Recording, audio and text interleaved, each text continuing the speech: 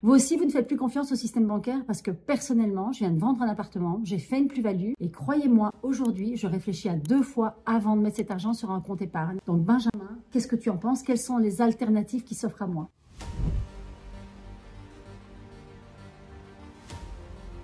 On voit tous que le système bancaire est en faillite. Le système financier ne tient plus la route et ne nous offre plus les services qu'il nous offrait avant. Et il est défaillant, donc c'est pour ça qu'on se tourne vers un nouveau système financier sur la blockchain avec les crypto-monnaies qu'on appelle la finance décentralisée. Et il y a un acronyme américain, alors on dit DeFi, en fait aux États-Unis ils disent DeFi, c'est un acronyme pour Decentralized Finance. Donc on dit finance décentralisée, les Américains disent DeFi, mais c'est pareil, c'est un nouveau système financier qui est sur la blockchain avec des crypto-monnaies et qui permet plein de choses. Et donc du coup, j'ai plus besoin de ma banque. Alors justement, tu n'as plus besoin de ta banque parce que on a la blockchain, on a des logiciels automatiques qui tournent sur la blockchain et qui vont nous permettre, entre particuliers, entre nous, entre vous tous, de transactionner, de faire des transactions en crypto-monnaie entre nous directement sans passer par un intermédiaire de type banque ou de type notaire ou etc. Et donc, on peut s'offrir des services financiers entre nous, entre particuliers. Ok, mais qu'est-ce que ça veut dire service financier? Parce que je prends un exemple. Moi, demain, je vais acheter deux choses. Je reviens sur mon appartement. J'ai vendu mon appartement. Aujourd'hui, j'ai une plus-value ou j'ai touché un bonus de fin d'année. Si je le mets à la banque, je mets ça sur un compte épargne et ça m'offre du rendement. Enfin, aujourd'hui, ça ne m'en offre plus beaucoup parce que ça m'offre un rendement de quoi aujourd'hui en banque, système bancaire 3%, je crois, maximum. Ouais, maximum, ouais. Alors qu'on a une inflation à 6%. Donc, en fait, en gros, si je le mets sur mon compte en banque, je perds 3%. 6%, grand minimum, on est plutôt même à 10% dans la zone euro. Oui, et puis les femmes savent, parce qu'en général, c'est elles qui font les courses, savent qu'en fait, quand on va à la caisse de l'Intermarché, c'est pas 6%, c'est 25%. Donc en fait, en gros, c'est une inflation officielle à 6%. Si je mets mon argent sur mon compte en banque, donc je perds 3% officiel, mais en fait, j'en perds bien plus dans la vie réelle parce que le coût de la vie a augmenté. C'est ça? C'est ça. Ok. Et donc, la finance décentralisée, elle peut me permettre, qu'est-ce que je fais avec mon bonus de fin d'année? Alors voilà, donc c'est typiquement un service financier traditionnel, c'est placer son argent, placer ses euros à la banque ou dans un livret d'épargne qui travaille. Donc ça s'appelle du rendement passif. Donc typiquement, les outils de finance décentralisée, donc c'est-à-dire des logiciels automatiques qui vont tourner sur la blockchain, que l'on accède via des sites web, de simples sites web. Mais bien sûr, il faudra connecter son wallet pour montrer qu'on a de la crypto, tout simplement. Ok, donc forcément, si je veux faire de la finance décentralisée, je me passe de mon banquier, c'est un système alternatif au système bancaire, mais pour aller dans ce système alternatif, j'ai besoin d'avoir de la crypto. Quand j'ai acheté ma crypto sur un exchange, peu importe, que ça soit CoinHouse, Paymium, peu importe lequel, celui que vous choisirez, vous achetez donc sur un exchange, puis ensuite vous la récupérez sur votre clé privée. Alors bien sûr, les exchanges, vous allez voir, hein, les Binance et autres, et les CoinHouse vous proposeront des produits d'épargne, donc une façon de bloquer vos cryptos et d'obtenir du rendement passif déjà directement sur l'exchange. Ok, mais ça, c'est pas de la finance décentralisée. Et non, pas vraiment. Elle est à mi-chemin, on va dire. Oui, l'exchange utilise la blockchain, mais nous, ce qu'on aime et ce dont on aimerait vous parler, c'est la vraie finance décentralisée. Vous avez vos cryptos dans votre wallet, la crypto vous appartient et vous la bloquez dans des logiciels automatisés et vous obtenez des rendements sur votre crypto-monnaie. Ok, donc là aussi, il y a toujours autant de façons d'investir que de profils d'investisseurs. Par exemple, moi, vous commencez à me connaître, je préfère toujours miser sur la sécurité, donc je ne vais pas forcément aller sur la finance décentralisée. En revanche, je vais aller chercher du rendement chez un acteur en qui j'ai confiance, qui serait par exemple CoinHouse. Je raconte n'importe quoi, n'importe lequel. Bon, imaginons que c'est CoinHouse. Alors que toi, tu vas pas faire ça. Toi, tu vas mettre ton argent sur ton wallet et tu vas aller toi-même le déposer sur...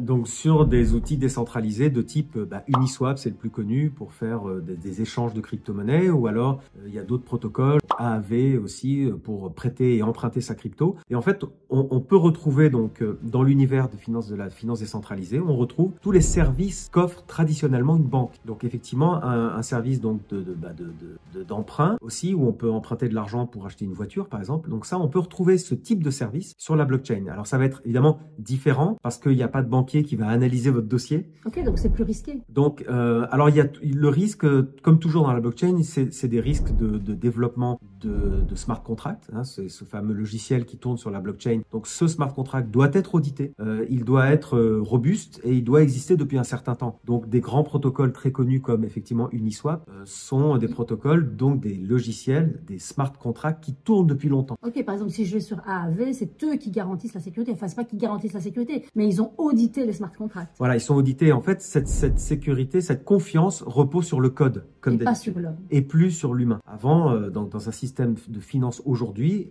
la confiance repose sur les humains, sur les infrastructures, les entreprises, les États qu'il y a derrière. Alors que dans la blockchain, c'est tout l'inverse. Toute la confiance repose sur le code. Pour autant que le code, donc c'est pour ça qu'il faut s'assurer que le code soit bien fait, bien développé, robuste et existant depuis longtemps. C'est-à-dire à l'épreuve du temps, à l'épreuve des utilisations. Ok. Et donc sur AAV, par exemple, je vais chercher du rendement.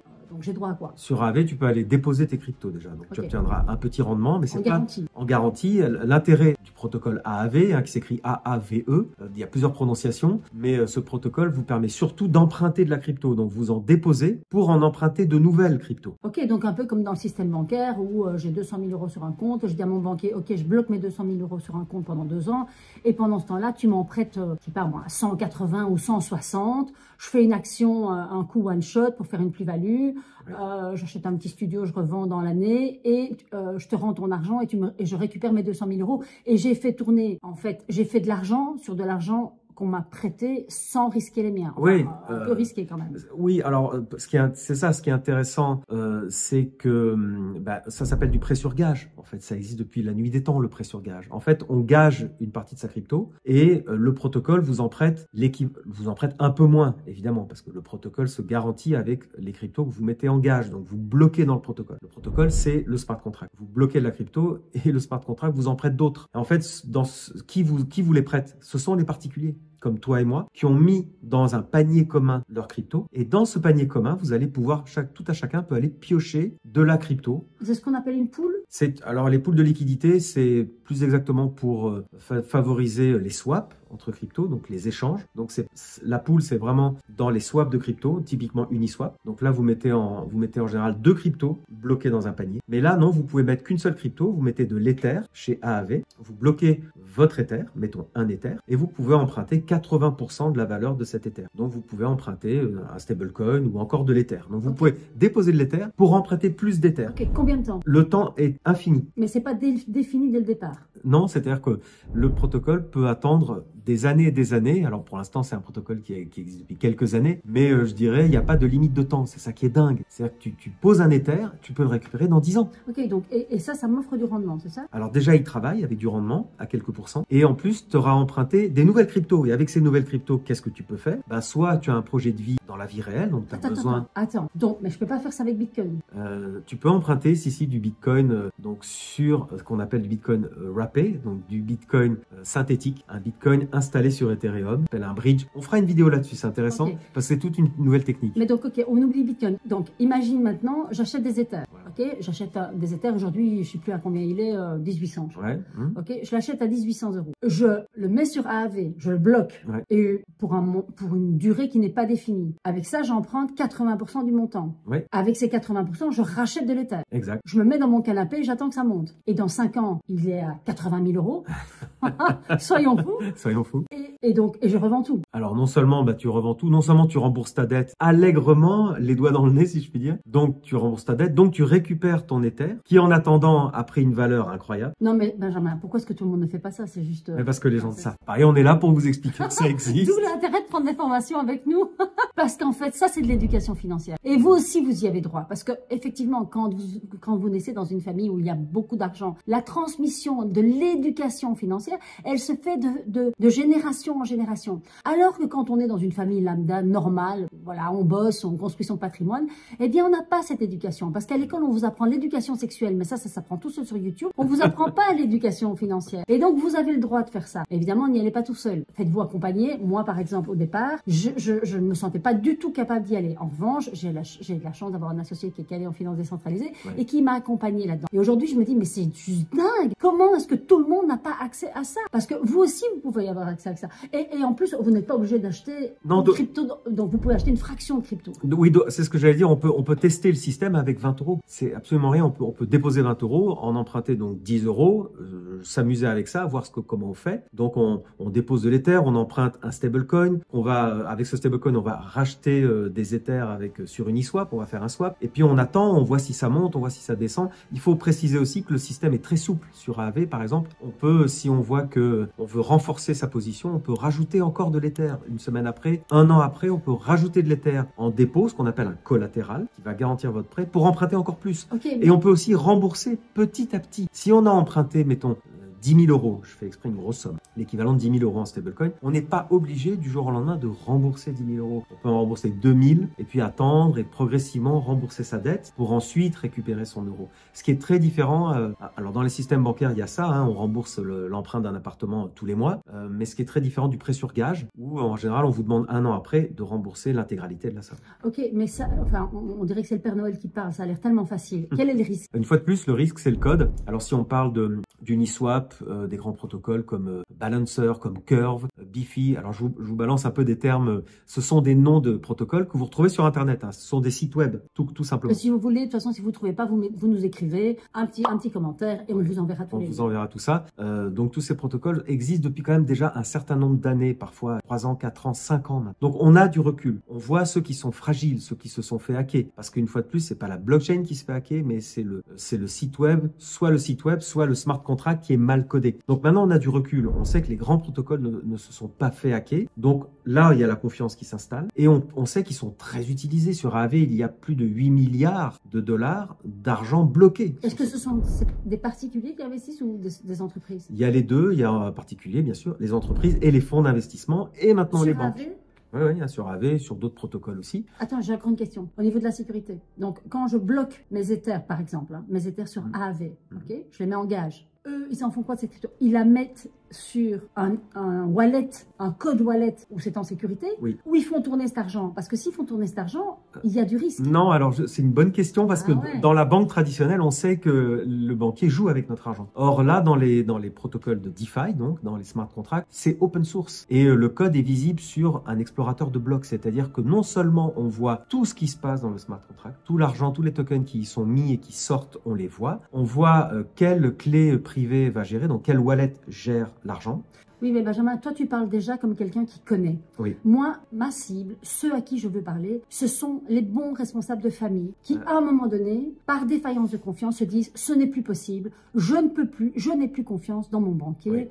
Sentiment de trahison, d'abandon, le type ne fait plus son travail. » Donc, n'ayons pas un langage trop technique. Ce qu'il y a, c'est que simplement, est-ce que l'argent est bloqué dans un coffre froid, donc à l'abri, ou est-ce que cet argent continue à tourner? Donc, l'argent reste dans le smart contract. Donc ça, soit vous me croyez sur parole, donc cet argent n'est pas utilisé à vos dépens. Cet argent ne sort pas du smart contract pour aller s'amuser à jouer ailleurs, si vous voulez. Okay. Il reste dans le smart contract. Et soit vous faites confiance, donc en général, la communauté, quand on commence à faire ça, on regarde un peu la communauté, sur les réseaux sociaux, sur Twitter, etc. On apprend que les protocoles, les grands protocoles sont dirigés par une gouvernance. Ça s'appelle une DAO. Et c'est une gouvernance qui inclut des millions de gens.